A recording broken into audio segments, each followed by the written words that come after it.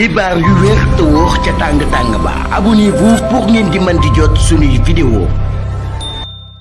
dal leen ak jàmm seen chaîne bi di Buzz 221 HD kii di Cheikh Omar Anne di ak personnalité politique bu kenn dootu présenté ci réew mi di Sénégal daal di bokk ci responsable ci parti politique bi ñu dippee la nouvelle responsabilité bu Amadou Ba di jiite ci réewu Sénégal ginnaaw bañ tegee loxo doomu Amadou Ba bii di uyoo ci Ibrahima Ba kookee yëkkati na ay kàddu daal di ciy ŋàññ bu baax a baax waa régime bu bees bu fi daal di nekk si li ni mel kii di Cheikh Omar Anne lu leer ba am moom mooy que ne kii di Ibrahima Ba kenn mësu koo daal di tabb akub ministre kenn mësu koo daal di tabb akub DG ne kenn mësu koo daal di tabb benn poste électif boo xam ne akub poste état la donc ne lu leer ba am moom mooy que ne kookee di Ibrahima Ba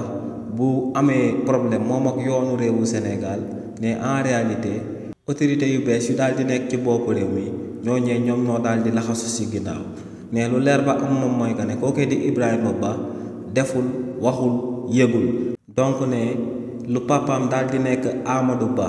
nekk akub opposant jëmale ko ci régime bu bees bi rek moom moo daal di sabab waa régime bu bees bi daal di téye kookee di Ibrahima Ba daal di koy tëj ci kaso bi kàddu yooyu kookee di Cheikh Omar Anne yëkkati nag képp ku ci amal akub ñàngat yi nga gis que ne kàddu yooyee dara xaajul ba ci dëppoog lu am ndax kookee di Ibrahima Ba lu sabab ñu daal di koy teg loxo ci réewu Sénégal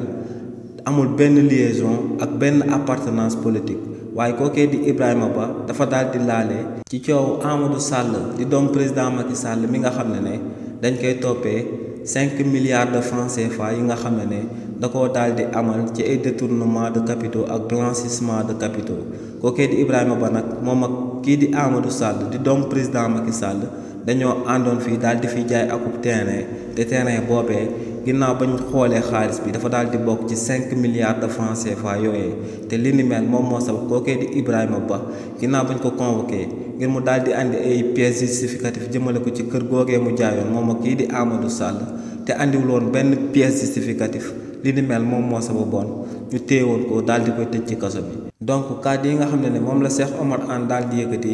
dara ba dara booloo ci jeex xaajul bay dëppoog lu am. xibaar yu wér te wóor ca tàng ba abonnez-vous pour ngeen di mën di jot suñuy vidéo.